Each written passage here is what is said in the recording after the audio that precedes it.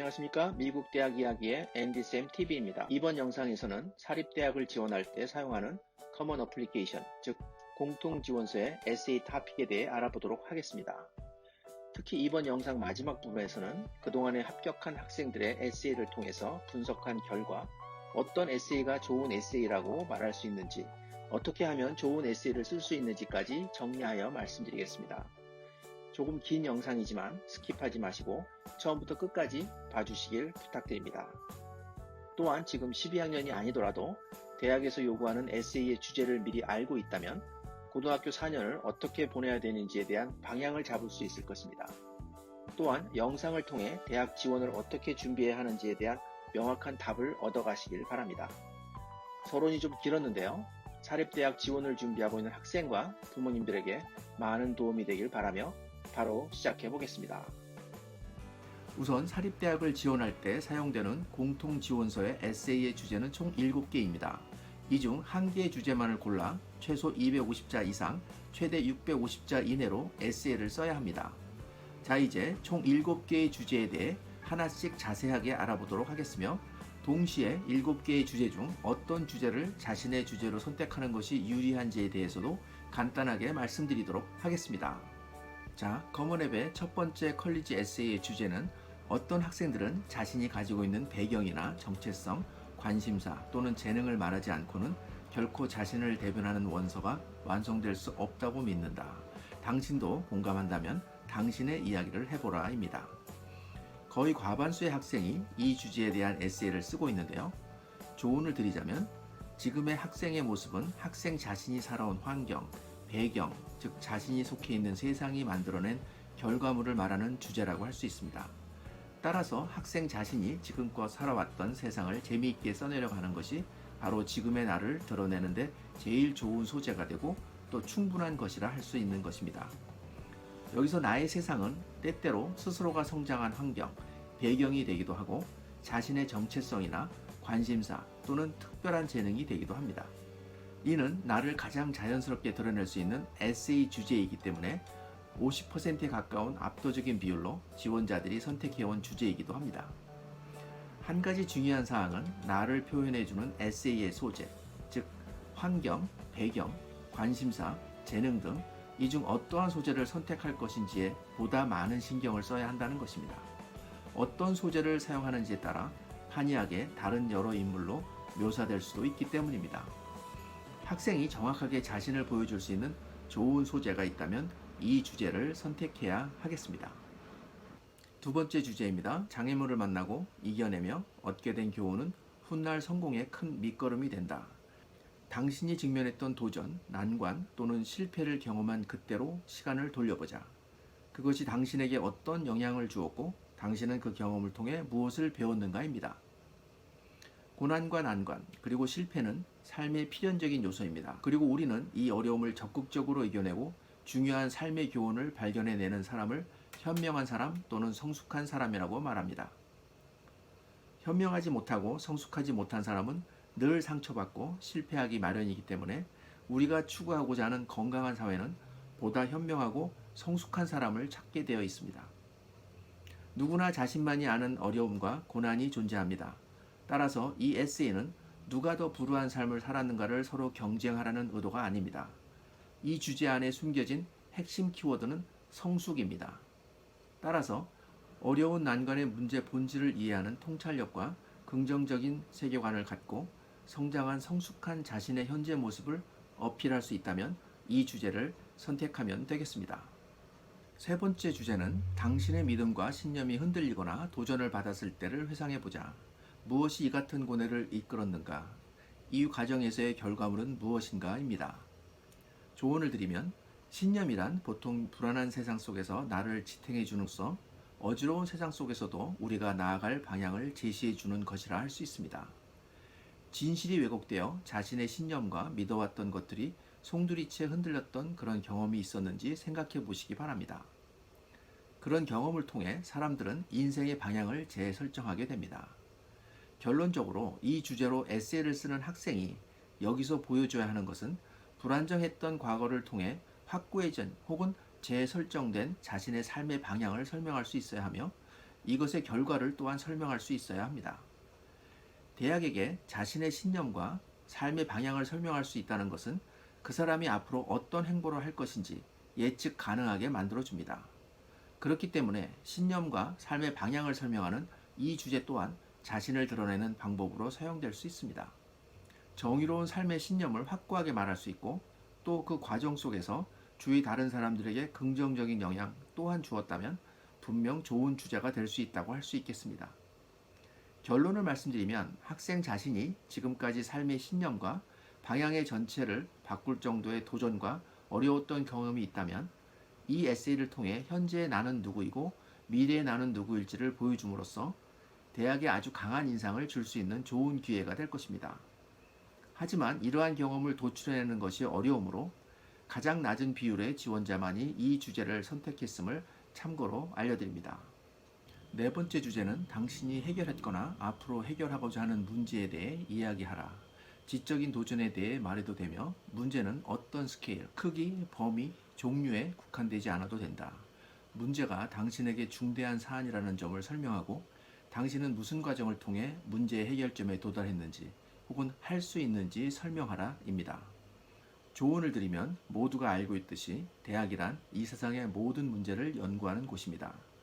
그렇기 때문에 학생이 그 누구도 인지하지 못한 문제를 볼 줄 아는 눈, 그리고 대중의 일반적인 관심사항을 찾고 이를 해결해 나갈 수 있는 패기 있고 강한 신념이 있는 학생을 어떤 대학이 좋아하지 않을 수 있을까요? 이 주제에 대해 에세이를 쓴다면 학생이 문제 해결에 있어 자신의 창의력, 독창력, 관찰력을 마음껏 드러낼 기회가 되겠습니다. 또한 해결책에 도달하고자 하는 과정 중에 자신이 대학에서 얻고 배울 수 있는 구체적인 점을 강조하는 것도 대학에 좋은 인상을 남기는 방법 중 하나가 되겠습니다.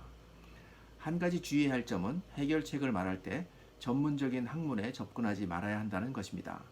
대학 측을 학문적으로 감동 주기에는 당연히 어렵다는 것을 잊지 마시고 겸손하게 어떻게 자신이 갖고 있는 창의력, 독창력, 그리고 관찰력을 통해 문제를 해결했는지를 강조해서 이야기하면 되겠습니다. 다섯 번째 주제는 학생들이 두 번째로 많이 선택한 에세이 주제인데요. 어떤 업적이나 사건 또는 깨달음이 스스로의 성장을 이끌고 자신과 타인을 이해하는 새로운 시각으로 발전할 수 있게 해준 경험에 대해 이야기하라입니다.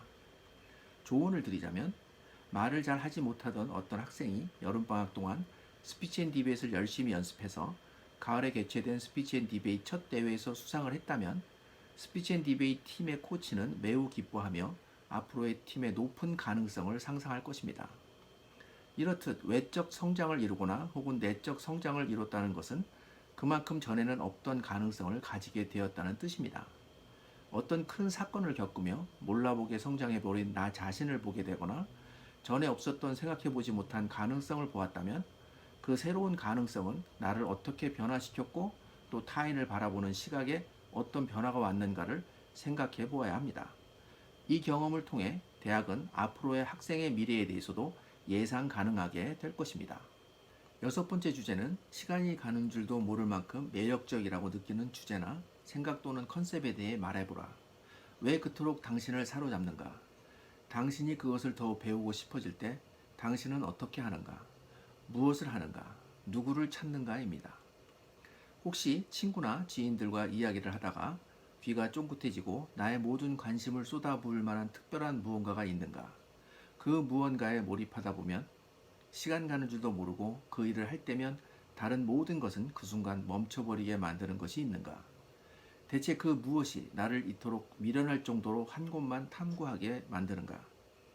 이렇듯 뭔가 홀려서 다른 모든 걸 뒷전으로 하고 한 가지에 모든 시간과 에너지를 쏟는 비효율적인 사람들을 우리는 흔히 너드 또는 기기라고 하는데요.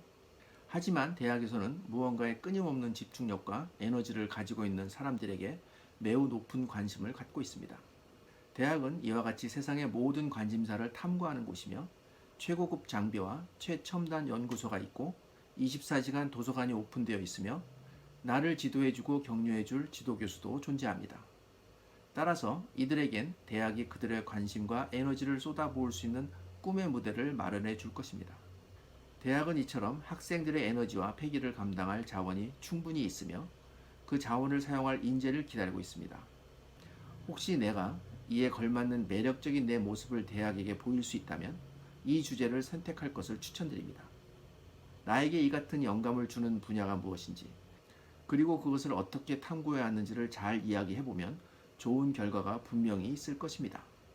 마지막 7번째 주제는 당신이 만든 새로운 주제로 에세이를 써보라. 이미 써놓은 글도 가능하다입니다. 이 주제에 대한 조언은 상상력과 창의력을 발휘해 자신을 드러낼 수 있는 에세이면 뭐든 좋겠습니다. 그러나 주제가 없다는 것이 오히려 학생들에겐 막막한 일이 될 수 있으니 평소에도 글쓰기를 즐겨하는 학생을 제외하고는 현명하게 선택하기를 바랍니다. 이상 총 7개의 에세이 토픽에 대해 알아보았는데요. 학생들이 대학 지원서 작성 시 가장 시간이 많이 걸리고 가장 힘들어하는 것이 바로 에세이 쓰기일 것입니다. 게다가 사립대학의 경우 커먼 어플리케이션, 즉 공통 지원서 외에 대부분의 대학이 2개에서 3개 혹은 그 이상의 추가 에세이를 요구하기 때문에 지원하는 대학이 많으면 많을수록 여러 개의 에세이를 작성해야 하며 12학년 초에 이 모든 것을 끝내는 것은 절대 쉬운 일이 아닌 것입니다. 가능한 빨리, 즉 11학년 2학기나 11학년이 끝나는 여름방학에는 늦어도 대학 에세이를 시작해야 함을 꼭 기억하시기 바랍니다. 에세이는 잘 쓰면 합격에 도움이 되지만 잘못 쓰면 치명적이기 때문에 미리미리 준비해서 좋은 에세이를 쓰도록 노력해야 하겠습니다. 자, 이제 가장 중요한 부분인데요. 그렇다면 어떤 에세이가 대학에서 좋아하는 에세이인지를 간단하게 정리해 보도록 하겠습니다. 우선 첫 번째는 입학사정관들은 매우 많은 글을 동시에 읽기 때문에 간단 명료하게 학생 자신을 설명하는 글을 선호할 수밖에 없습니다. 에세이를 읽은 후에 무슨 말인지 혼동이 된다면 어떤 학생인지 기억도 나지 않을 것입니다. 이 때문에 읽기 쉽고 이해하기 쉽게 쓰는 것이 가장 좋은 에세이가 되겠습니다. 즉, 내가 누구인지만 분명하게 알려주면 되는 것입니다. 반대로 나쁜 에세이는 너무 잘 쓰려고 너무 많은 이해와 너무 많은 소재를 사용하여 자기 본인의 이야기는 없고 주위 사람이나 주위에 있는 사물에 대한 이야기만 쓰는 상황이 된다면 오히려 말하려고 하는 주제에서 벗어나는 경우가 되어 아주 좋지 않은 에세이가 되는 것입니다. 두 번째는 은유적이거나 비유적인 글을 쓰지 말고 직설적으로 글을 써야 하겠습니다. 마치 인터뷰를 한다고 생각하고 입학사정관으로 하여금 학생이 이야기하고자 하는 의도를 바로 알아차릴 수 있도록 쓰여진 것이어야 하겠습니다. 세 번째로 좋은 에세이는 고등학교 동안 학생 자신이 경험했던 사실을 근거로 과정을 설명하고 좋은 결과로 마무리하는 것이 좋은 에세이가 되겠습니다. 너무 어렸을 때의 경험이라든가 사실적이지 않을 것 같은 내용을 에세이의 소재로 사용한다면 에세이를 읽고 기억에 남을 만한 진한 감동이 없을 것입니다. 네 번째는 에세이를 쓸 때 가장 주의해야 하는 것인데요. 너무 많은 미사여구나 너무 높은 레벨의 고급 단어를 사용하지 말고 문장도 너무 화려하지 않아야 한다는 것입니다.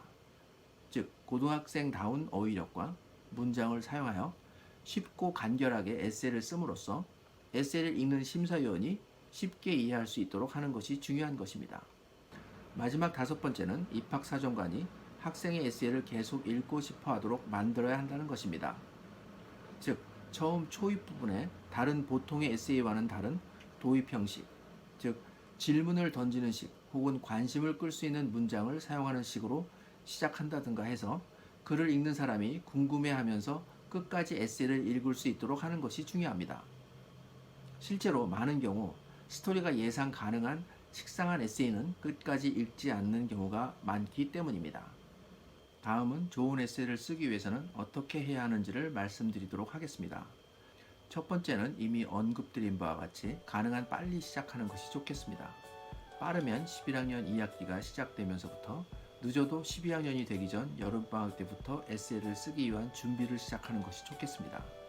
시간적으로 조금은 여유가 있어야 좋은 에세이가 나오는데 도움이 되겠습니다. 두 번째는 고등학교 9학년부터 11학년까지 학생이 했던 활동은 물론 12학년이 끝날 때까지 계획하고 있는 모든 활동, 즉 모든 과외활동, 특별활동을 정리해 보는 것입니다. 모든 것을 생각해낼 필요는 없겠습니다. 자기가 오랜 동안 한 것은 무엇인지, 잘하는 것, 좋아하는 것, 열정을 갖고 오랜 동안 가장 시간을 많이 보낸 것이 무엇인지를 생각해보고 하나도 빠짐없이 노트에 적어보는 것이 중요하겠습니다. 그 후에 세 번째로 그것들과 주제들을 가지고 브레인스토밍을 통해서 서로 연결해 보는 것입니다. 공통 원서에는 총 7개의 에세이 프롬프트가 있는데요. 이 중에서 한 개의 주제만을 골라야 하므로 부모님과 멘토가 가장 신경 써서 도와줘야 할 것이 바로 이 과정이 되겠습니다. 학생과 부모님께서는 에세이 프롬프트, 즉 에세이 주제를 가능한 많이 읽어보시고 이해한 후에 어떤 주제를 선택할 것인지 함께 고민하는 시간을 가져야 하겠으며 학생 자신을 가장 잘 나타낼 수 있는 주제를 선정하는 것이 가장 중요합니다. 마지막으로 네 번째는 주제를 정했고 나의 어떤 면을 알려줄 것인지가 정해지면 그 내용을 솔직담백하게 전달하는 데 집중하면 되며 이것이 바로 대학이 좋아하는 에세이가 되는 것입니다. 지금까지 사립대학 지원 시 사용하는 커먼 어플리케이션, 즉 공통지원서의 에세이 토픽에 대해 알아보았는데요. 이번 영상을 마치면서 학생과 부모님들에게 중요한 내용을 한 가지 말씀드리면 대필은 매우 안 좋은 것입니다. 대필을 하게 되면 고등학생의 글이 아닌 대필을 해주는 사람의 글, 즉 40, 50대의 글이 나오며 대필자의 영어 수준의 에세이가 보여지게 될 것입니다. 이렇게 되면 에세이를 읽는 입학사정관은 바로 대필이라는 것을 알아차릴 것입니다. 그러므로 학생은 도움을 받더라도 처음부터 다른 사람이 쓰는 대필이 아닌 학생이 주도적으로 에세이를 쓰고 브레인스토밍을 통한 주제를 결정하는 부분과 같이 함께 시간이 오래 걸리는 부분과 에세이를 쓴 후 중요하지 않지만 스펠링, 문법 부분과 그리고 중요한 부분인 문맥의 흐름을 교정받는 정도로 도움을 받는 것이 중요하겠습니다.